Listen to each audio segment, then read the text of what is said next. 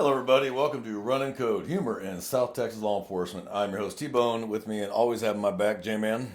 How's it going, man? Hey, it's been a great week, brother. Good. It's good to hear. Yeah, anything special in your world? Anything happen? No, not nothing significant. I guess to speak about. No, it's been a good week. All right.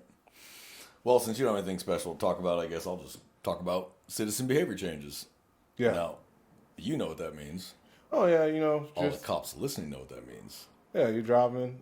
Somebody could be jamming out, or they're just doing something. I guess pretty normal when anybody would do in a car. All of a sudden they see you, and you just happen to look over as they're looking over, and then it's just Yep. 10 and 2, looking straight forward, checking their mirrors. If they're holding a phone, it just drops into the floorboard. Mm-hmm. So that's just one example of citizen behavior changes. Now, sometimes it is completely innocent. Some people get nervous around law enforcement for no reason. I'm like, if you've done nothing wrong, what are you worried about? And I can tell when someone drives by, they look over at me, and then they just keep driving like I wasn't even there, and they'll still be speeding right on by me. Like they're not hiding anything. They're just like whatever. And then you have the ones that they start to pass you, realize it's a cop car, and man, all of a sudden that cop car, they slam on the brakes and go 20 car lengths and switch 4 lanes over to the right. Like, nope, I get far away from you, and that's the one now I start watching. Yeah. Why? You either have warrants, no license, something's going on that made you get away from me like that, and I'm going to find out what it is, and I'll move over, and I'll start slowing down. They take the next, I'll take the next one, hit the turnaround, come flying back around. Like, I'm going to find you. What's going on? Why? So, citizen behavior changes, for the public that doesn't understand what that means, is a change in normal behavior based on outside stimuli. Yeah. Something triggered that change. It could be as simple as a traffic stop where I walk up, I identify myself, tell them why I stopped them. They're looking me right in the eye. They're speaking to me. I get their license. Is this your name? Yes. Is this your current address? Yes. Or no, I live in a new address. What's your new address? Blah, blah, blah. And then I asked it just a simple question, and we've talked about this before. Where are you coming from? And all of a sudden, their entire behavior changes. Yep. They look down, they look away, they mumble, they won't look you in the eye. That is a significant change in behavior. And the outside stimuli was that question. Yeah. It's a problematic question they do not want to answer because they know it opens the door to further problematic questions. And that's what officers need to pay attention to. The change in behaviors. Something is wrong. Yep. Now, it could be as simple as they have a ticket warrant and they think they're going to jail right then and there. It could be something significant as they have a warrant for murder, or they got a stolen gun in the car, or they just committed a crime and they think you know, and you have no idea. Or the car's stolen, the plates don't match, and you just haven't checked, and they think you know that already, and you just were too lazy to check the make and the model and the year before you got out of the car to walk up to make sure the plate matched the car. Stuff like that. So there's something driving that change in their behavior. And it's up to you as an officer to dig until you find out why. And it could be completely innocent. Or it could be they're on probation and scared, oh God, I'm on probation, I'm going to get in trouble because you traffic stopped me. You're not going to.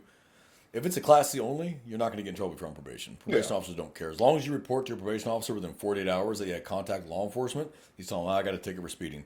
They're not going to care at all. But it could be something as simple as that. But it's a change that is noticeable and abnormal. Mm-hmm. And so, but we see this all the time. You could be driving down the street. Here comes a car. As soon as they see you, you can tell they're going to go straight at the stop sign. All of a sudden they see you, right turn signal, and they make a hard right. They take up that way. It would behoove you to follow that car now. Something is wrong. Mm-hmm. I've seen it to where you pull up at one house, you're responding to one house. Like this house right here. Let's call it just throw a number, 2119. The house next door is 2123.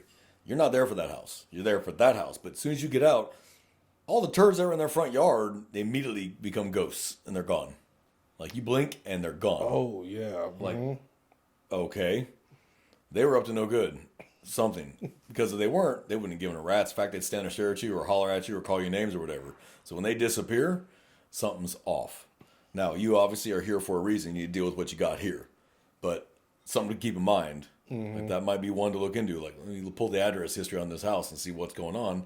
Nothing says you can't knock on the door. Oh, yeah. Hey, y'all okay? Because y'all took off. You're like, everything okay? And you never know what you're going to see out in the open. Knock and talk. Knock and talk. And there's nothing wrong with the knock and talk. I've done knock and talks. Just, now, do they have to let me in? No, they don't. Do they have to answer the door? Nope. Nothing requires them to. But if they open the door and they're dumb enough to open it wide and they got a kilo on the coffee table, well, Well, that's plain view now. And you opened the door. I didn't open your door. You opened your door. And that's why I love the body camera. Because when they make that claim, he opened my door. Well, let's play the footage. And there's just me knocking, and you answer the door, and on the camera, you can clearly see the kilo of cocaine sitting on the coffee table. Well, that's on you. Well, see, that would be a significant behavior change. Yeah, you'd have to ask, are you that stupid? But some of them are that stupid. Yeah. Like the ones that had the meth in the center console when you pull them over, and it's visible right in the center console next to the meth pipe, and you're just looking down at it like, did you even try to hide it? They did. That's where they hit. That was their hiding spot. Like, The cup holder. That was their hiding spot. It boggles the mind. Like, you deserve to go to jail. You didn't even try. Because I would have had no legal reason to search the car until I saw that. Now I have every legal reason to search the car and you and everything because you're dumb enough to leave it in the open. And yes, they are that dumb. You've seen it. I've seen it. Every cop that's been a cop longer than 5 minutes has seen that. You're just like, what is wrong with you? Some are just funny. Like I'll see people texting while driving, and they're doing it on like busy streets, and I would say at moderate speeds, 45, 50. Yeah. And I'll like if they're driving this fast, I'm just here right with them so I can see them, and I'm paying attention so I'll make sure I'm not like going to hit another car. Yeah, please don't fleet crash. Yeah, I know, right? And then, because I probably should just be, probably should just make the traffic stop, but I could look at them and just wait until they notice me. Yes. And then I've always had the same funny experience. They'll notice me real quick and just like, and then I just laugh and then I drive off. Because I'm like, I did my job. You're not traffic though. Yeah. So they did their job. They put it down, and you're fine. Yeah. Me, what I do is I take my body camera off and I activate it and I point it and I hold it, watching them on camera texting, so they can't say no, I wasn't. And they'll be texting for a good 20 seconds before they even look up. Mm-hmm. And 20 seconds on the road, a lot changes in 20 seconds Sure on the road. does. So once I get that, and I got it suffices that yes, I've got you texting like legitimately. You can't claim you weren't. Put it back on, back off behind them, light them up. You were texting? No, I wasn't. Oh yeah, you were. Yeah, you were. Or I was on my maps. This is not your maps. If you're driving with your knee and you're texting with both thumbs, nobody's using their maps with two thumbs when they're typing. Please stop. Or I was going through music while doing this. Come on. We know what it is. Just, you got caught. It is what it is. Last week,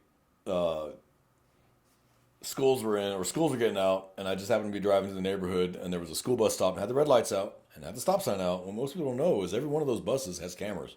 Yeah. When those stop signs come out, the cameras activate. So if you pass, they've got your license plate number as you pass. Mm-hmm.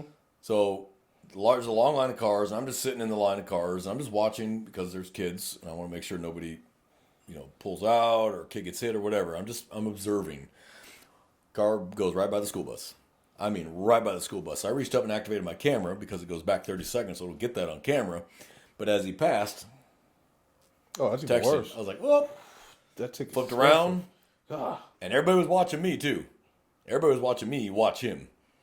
So I couldn't ignore it if I wanted to. Mm-hmm. Like, everybody just saw this, and they see the police officer ignoring it, I'm going to get complaints. Yeah. But I need to address this anyway because kids are still getting out. There's going to be other buses. There's going to be other buses driving by. I'm not dealing with that. Right. So I flipped around, lit them up, pulled them over. The reason why I stopped you is you were speeding, or not speeding, but you passed the school bus and you're texting. What's going on, man? Oh, I wasn't texting. I watched you as you passed me. Did you see the school bus you passed? No. Because you were texting. Oh, yeah. So how'd you miss the school bus? And all I do is I just call the school district, ask them what was the number of that bus. So I have the number and I have the footage. And I'll just tell them, hold on to that footage for me, and we'll bring it to traffic court. Mm-hmm. Because they'll have it clear as day. Significant behavior change. Significant behavior change. And he just flabbergasted. He missed an entire school bus with red flashing lights and a stop sign. How do you miss that? Yeah, that distracted driving is something else. And it's incredibly dangerous, which is why it has caused such a significant raise in crashes ever since smartphones came into existence. Mm-hmm. It's because of that. Yeah. So there's a reason that almost all the states are going to no texting and driving laws. When it first came out, it was usually just a municipal thing. Like, you might have a city code, a city ordinance against it. You get outside the city, and whatever. Right. Now, I can't think of a state that texting and driving is illegal now. I can't.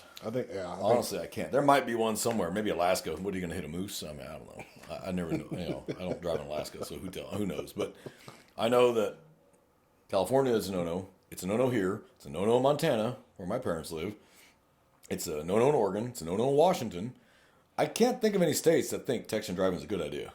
Because it just isn't. Like It's you not. you operate in heavy machinery and you're distracted with something in your hand. And like you said, 20 seconds, a lot can change. You can A miss lot changes. At highway speeds, you can miss 2 exits. That's about 8 football fields at highway speeds. Mm-hmm. That's a lot of road to cover before you hit somebody. And I've seen it before, people on their phone on the highway. It's insane. Yeah, and I'm just like, you got to be kidding me. Texas highways, some of them get up to 70 miles an hour. More rural it gets, 80 miles an hour. I'm just like, and no one in Texas does the speed limit. They do like 15 plus the speed limit. That's just a Texas thing. Yeah, so when I stopped cars, they were going about 20 over, 25 over. Yeah. Because if everybody's doing 15, I'm not going to get the one in the back of the pack. Yeah. You know, I was like, okay, they're all. Now, is it legal to use the excuse, I was staying at the flow of traffic? No, it is not. You're exceeding the limit. Right. But if everybody's doing that same speed, I kind of let it go until I find the one going faster. And you get the one doing 20 over. Okay, now him I'm going to go to. Because typically he's going to be doing 85 or even 90, depending on where he's at. You'll see it too. So it's like, okay, now I'm going to stop. And then it's funny. I hear it all the time. I'll be on a major highway that goes to this town. Speed limit is 65. And everyone else is doing around 65, 70 miles an hour. And this car goes by at 95. You get him stopped. I wasn't going that fast. Or I didn't even realize I was going that fast. Bullshit. You know you were going that fast. Anytime I sped, I knew damn well I was speeding. The speedometer's right in front of you, and if you're passing cars, it's a good indicator you're speeding, unless they're doing 30. Yeah. So don't tell me you didn't know you were speeding. You just chose, crossed your fingers, and hope for the best, and then you got caught. So don't tell me you didn't know you were going 95 miles an hour. Because most cars do physically shake a little bit at 95. Even the new ones that are smooth, it's still 95. You can feel it in the frame. Like, come on, dude, you're doing 95. It's the funny thing too is just like we talk about behavior changes, especially for people who are speeding and they finally notice you. Oh man, the inevitable, just the deceleration. It may even slam on the brakes. Yeah, I've seen and that. then they turn into like they got like a driver's ed instructor in the passenger seat. You don't drive that good, and it always seems to happen when you really have to go somewhere. Everybody's the world's greatest driver when you have to be somewhere. Yep. And it's insane. And that's why I like the traffic vehicle I use, because it's subdued marked. You can't really tell unless you pick out the push bars and the spotlight. For the most part, though, it's completely subdued. You can't really tell it's a police car. And that's where you see the true drivers. Because when you're in a marked car, everybody around you is a perfect driver the whole way. Yeah. Everybody's perfect. Everybody's 10 and 2, and nobody's touching nothing. Everybody's got their seatbelts on all of a sudden. Now, I will tell you this about seatbelts. I don't typically stop people for drivers not wearing seatbelts. You want to go through the windshield? That's your business.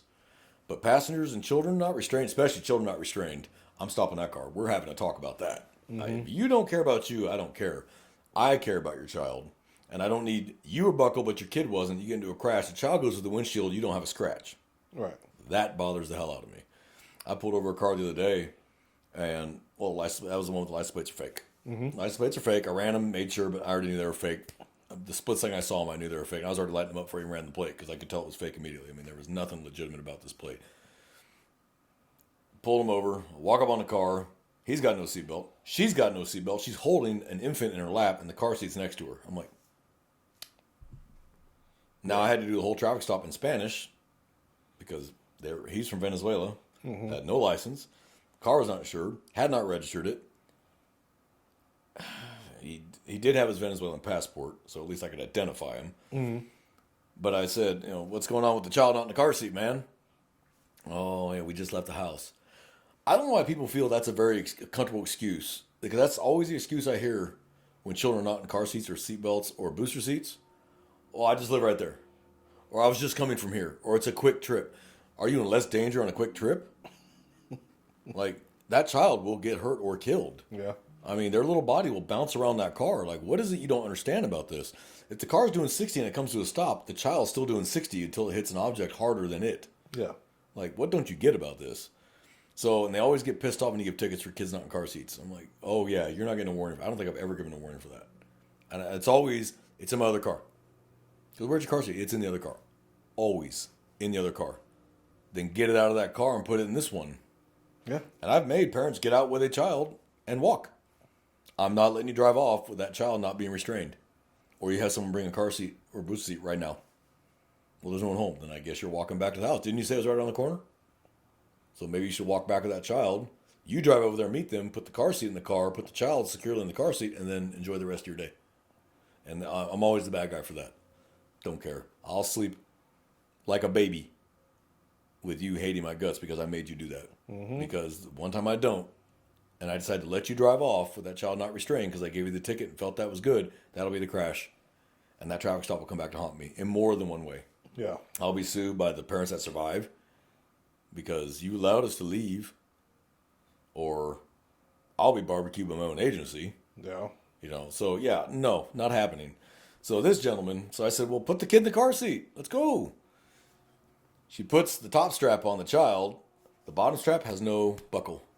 There's nothing even connect the seat at all. And she thought that was good. So she ran, there was a strap, but it didn't have the buckle. Mm-hmm. So she ran it over the top and just tied it. I was like, oh no. Get out. Take your child, get out of the car. Nope. You're going to walk. Call someone. Oh no. I ended up towing the car anyway because the license plate was fake. I'm arrested. I had no license. I ended up taking the car. Right. I just took the car, but initially it was just get out of the car. I'd made a decision on that one, but there was no way he was driving off with that child, that infant. And I mean, she could have been more than 9 months old, maybe a year, but I'm pretty sure it's about that's too risky. 9 months. And I'm like, oh no. Yeah, that's too. And she wasn't wearing a seatbelt either, so she'd be holding that child in a crash. They both go through the windshield. Mm-hmm. And it's just like, her body tensing up against the baby, she may even harm. She may even crush the baby. Yeah, just out of the sheer reaction. Yep. Yeah. And so it's just like, these car seats exist for a reason. We didn't invent them for fun or to make money. We invented them to protect these children. So 0 to 5 is a car seat, 5 to 9 is a booster seat, or 6 to 9 is a booster seat, or 80 pounds. I think it's 80 pounds. Those exist for a reason. Booster seats elevate the child so that the seatbelt goes correctly across their shoulder like this and not across the side of their body like this. Yeah, because they can't be below a certain height, I believe, either. Yeah. So I can't remember what the height is off the top of my head. Shame on me as a traffic officer not knowing that off the top of my head. But 0 to 5 is a car seat. Mm-hmm. So end of story. And I'll see it all the time. There'll be 5 kids all sitting down in the back seat. I'm like, that's like, I start having a stroke. Like a mini stroke, my eye starts twitching. And they're looking at me like, what? I had to pick them up for school. One, you can't have more people in the car than our seatbelts.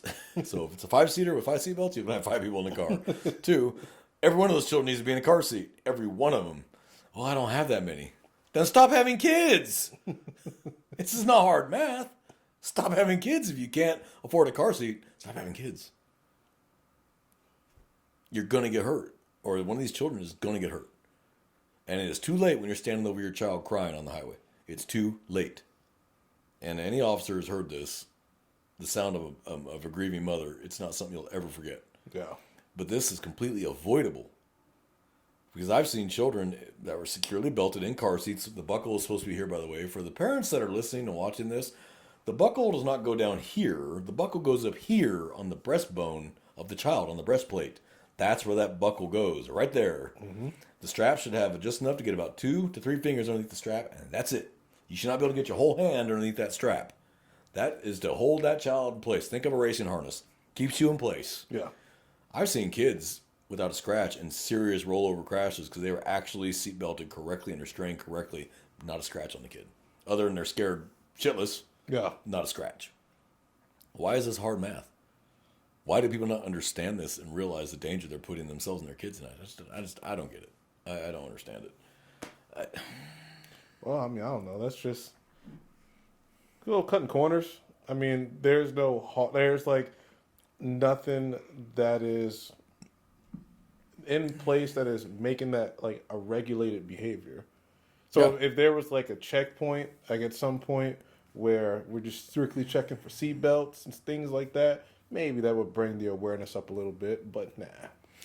Have you ever seen those sting programs where it'll be an officer in civilian clothes with a reflective vest on and a hard hat and a sign, and on the sign it'll say, "I'm a police officer checking for seatbelts."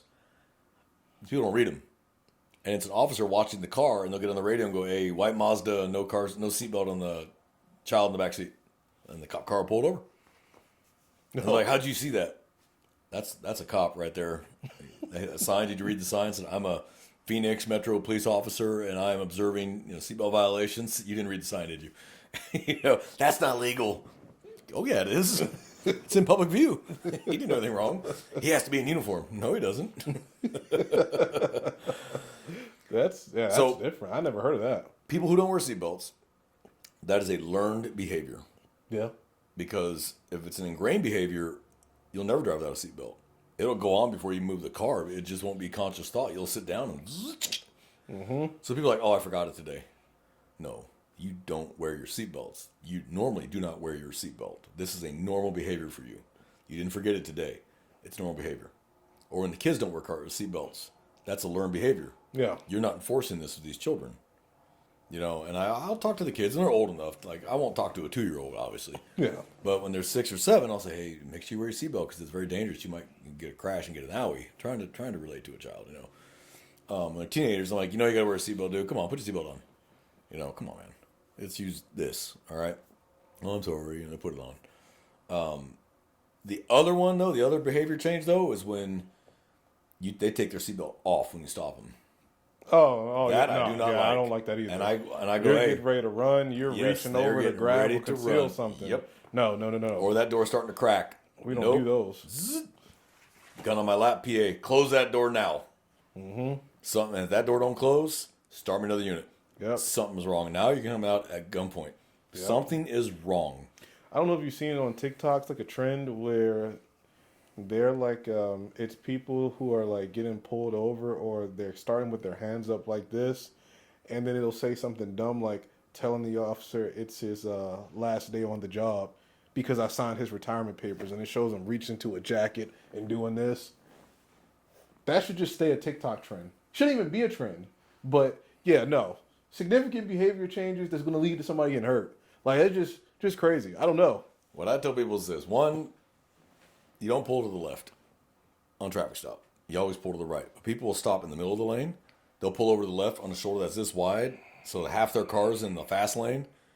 And I'll get in the PA, get off the highway. Get off the highway. Then finally they'll hear me and they'll get off the highway. I'm like, what are you doing? You can pull to the right. I see it all the time. Doesn't mean it's okay. That's where we get killed, is the fast lane. Get off the highway. Or if they have a huge right side shoulder, perfect. I mean wide. Where I can, and I'll go up on the passenger side because I'm not going to get sideswiped by a car on the way by. But they'll immediately take their seatbelt off, start rummaging around in the car, and I'm like, nope. And I stop at the trunk of the car until I can see what they're doing. Hey, do me a favor, put your seatbelt back on for me. What? Put your seatbelt back on for me. What I tell them is, because I don't want someone losing control coming in and slamming into us. But the other reason is I know they're going to stay in the car because they're going to want to run. The first thing they're going to do is take that seatbelt off. So it's when they will not put their seatbelt back on, I don't like that. Have you ever had somebody stop in the triangular space usually? Yes. From the between main, the entrance, from the main between lane the entrance ramp the and like entrance lane ramp? 3 or 4. Hate that because I got traffic from both sides coming on. I'm like, Nothing that grinds "Ugh." my gears more than that. And then you get on the PA and they can't hear you, so you got to get out and talk to them. What I do is I pull up next to them. Get off the highway now. And then they'll take the next exit to get off the highway. And I'm like, what are you doing? You're going to get us killed. Well, I had to stop immediately. No, you stop where safe. Stop in the closest safe place. Don't make me follow you to your house. No. That's going to tick me off. I got to follow you all the way home. It happened to me the other day. The gal just kept driving, passing, and it was a residential neighborhood, so she could have pulled over any open spot against the curb. She just keeps going, and I'm like, where are you going? And I finally got on the PA and said, do not pass another safe place. But I said, do not pass another safe place. Yeah. So I walk up and I said, where are you going? Well, I live right around the corner. No, this is not home base. What are you doing? And she had her husband on speaker. And I said, did you think your husband was going to save you? You were the one doing 55 and a 30. I'm like, no one's saving you from that ticket. That's 25 over and school's out. Just got out. There's kids on the sidewalks. Like, no, hell no. And we all know kids just dart out in the street. Yeah. And if you see a ball roll out in the street, you better start slamming the brakes because yeah. kids coming after that ball. Whenever I see kids playing with like any type, like just playing in general, I reduce my speed to I'll go down to 10, 15 miles an hour. Because it just I'm not in a hurry anyway. So who cares? going home. Yeah, I'm just Yeah. all right. And besides, they got to get past me, the traffic behind me. Yeah. So I don't care if they like it or not. If there's kids out and they're playing, I'm doing 10, 15 miles an hour. I have nowhere that important I need to be. Yeah. And I have no problem doing it. Mm-hmm. And people will get mad and they'll see the kids and you'll see their change in behavior. Because they're behind you, man, flapping their arms and all of a sudden they see the kids and two hands. All of a sudden they're sending nice Christmas cards. Yep. There That you officer go. was very polite, or that officer, yeah. He's looking out for the kids because I'm not. You ever seen the movie The Invention of Lying? No. There's a scene where the officer pulls over the guy, and they can't lie. Like, nobody is capable of lying. In the movie, the whole society cannot physically lie. They have no way to lie. Everything's the truth no matter what. So he asks the officer, he's like, what's going on with you? He goes, I just did a line of blow, and I'm going to give you this ticket so I look good for the boss or whatever. I said, it was hilarious. I don't think we want that much honesty in society, but the point of that was the officer just blurted out the truth. I've never had a citizen. You've seen Liar Liar with Jim Carrey. Oh, yeah, that's a where great movie. The cop pulls him over and he goes, I stopped you, and it was running a red light and speeding. And then anything else, and he pops open the glove box and all these unpaid parking tickets fall out. Now, I have had people overly share. Yeah. And I'm like, please stop. Please stop. Please definitely stop. That information I do not need, nor did I ask for it. And now I'm going to be scarred. So please stop talking. Yeah. You've had that. I know you've had that. I've had it. They overly share, like, hello, the reason why I stopped you is you're speeding. Oh, yeah, because I got to go to the bathroom really bad. I just had surgery, and I'm trying to make it. I just came to my friend's house, and we're going. I'm like, stop. I didn't need all that. Yeah. Just give me your license real quick, and I'll get you out of here as fast as I can. But then I go, and I'm just like, I've been told. I'm now being ear raped on the side of the highway. Just like, I've been told by the driver that I have a face that people just. I look like I have a face that people just want to tell things to, and I'm like, what kind of face is that? I would tell you anything. I'm like, what kind of face is I that? I've feel never very heard safe that. with you. I've heard people having approachable faces, or you look like a dick, or something like that. I've never somebody heard like I got the lasso of truth before a face. Like, it makes no sense. You shouldn't want to tell anybody anything that you don't trust. I feel safe with you. Oh, I feel like I could tell you anything. I feel like I could curl up in your arms and be safe. whatever look that is, maybe I'll patent it. I don't know. I'll make it a mask or something, and people just wear it. Like, I don't know. Oh man, I don't know what that would be. What face that looks like? Maybe put it on a portrait, and it could be just as famous as the Mona Lisa. Me, I try to keep a neutral face on traffic stops or citizen contacts. Not always successful. I don't know how many times I've had to really try to bite my tongue not to laugh, and I'm just like, it will make it worse. Like, they'll flip out. But I'm just like trying really hard not to laugh. And as the older I get, the less I restrain that. Like, you say something funny or stupid, I'm gonna laugh, because that's funny or stupid. I'm human, and that's funny, and I'm gonna laugh. Somebody and then they get mad. I'm like, well, you said it. Somebody's made me laugh before, and I'm like, hey, just because of that, you're getting a warning. Be right back. It depends. I've had that happen before. Like, if it's like a really funny reason to why they have done something, why they haven't fixed something, like an equipment violation or like a movement violation, and it's not horrific, I'm like, oh, okay. You know what? That was pretty fun. That was pretty good. Here you go. I'll show some some discretion on that. So I had a traffic stop last week. The gal was doing 90 plus by me on the highway going outside of town, and I pull her over, and I walk up, and she is just freaking out. I'm like, okay, not that big a deal. Are you okay? And she goes, I just got a text for an active shooter alert in the next town. And I was like, okay, well, how are you going to help? But I understood it. As a parent, I understand. Her first instinct is to go to where her child's in danger. So I get it. Mm-hmm. But it was getting across to her, what are you going to do? If you're getting the alert, I guarantee you they already know. Mm-hmm. Law enforcement's already on scene. Everybody's already there. But to make her get a little feel better, I called the Intel Center here.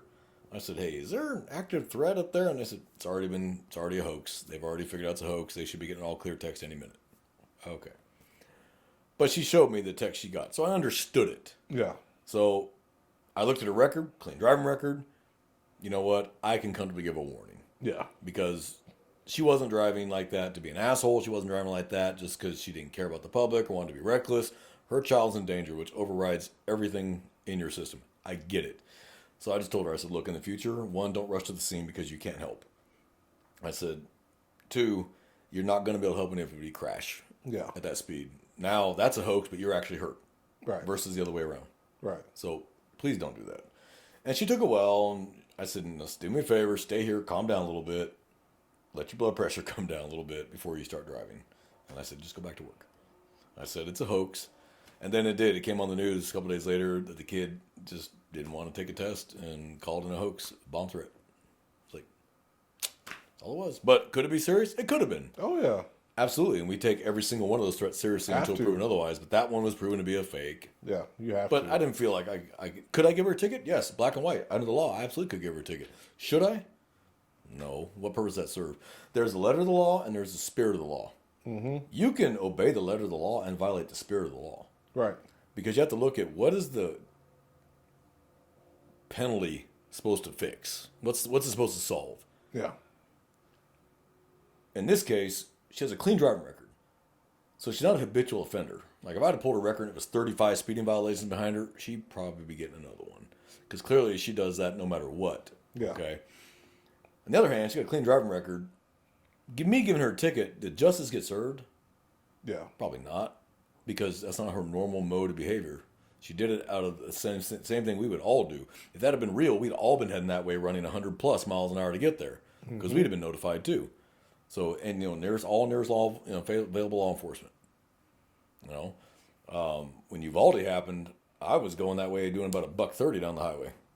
And then they called and said, he's 1042, you can kill it. Oh, turn around, came back. Didn't want to get anywhere near that situation. No reason for me to be there. So it's an understandable reaction. Well, we all want to protect kids. We all love kids. Kids, that's in our DNA to protect children. That's why we love puppies and kittens and children, because you genetically want to protect them because you know that they're vulnerable. So that's going to be your drive. So justice would not have been served by giving her the ticket. Right. At all. Yeah. Nah. So there's letter of the law, spirit of the law. I try to go with the spirit of the law and use common sense more than the letter of the law. Some don't give you a choice. You violate a protective order. Ain't no such thing as spirit of the There's law. no spirit of the law on that The one. spirit is the arrest. An officer shall arrest. Yeah. That's the spirit Shall right there. That's the spirit. Arrest an offender and take for magistrate who violates a protective order in their presence. Yep. There's no wiggle on that at all. There's no maybes. There's no what about. No, there is no what abouts. He's there in front of you. She's right there. Violated. Yep. Zzz, that's it. End of story. But tickets are very discretionary. Yes. Now you should remember from the basic police academy, always arrest for the highest offense. Yep. You always arrest. Okay, because that's not your job to make that distinction. That's letter of the law. Spirit of the law. If I pull you over and you're just some 18-year-old kid and you have a doobie, nothing is going to be served by me running you downtown on a Class B misdemeanor. Yeah. None. I'm going to pre-camera, flick it in the road, crush it. Get out of here. Because what's served by taking them in? Nothing. It's a waste of my time. Now, meth, coke, heroin, fentanyl, totally different story. But a doobie? Come on, man. That's a waste of my time. That's spirit of the law, letter of the law. The spirit of the law is to prevent crime, to lower the crime rate. Right. What's it going to solve? What crime rate am I going to lower by running this 18-year-old in on a doobie this big? Nothing.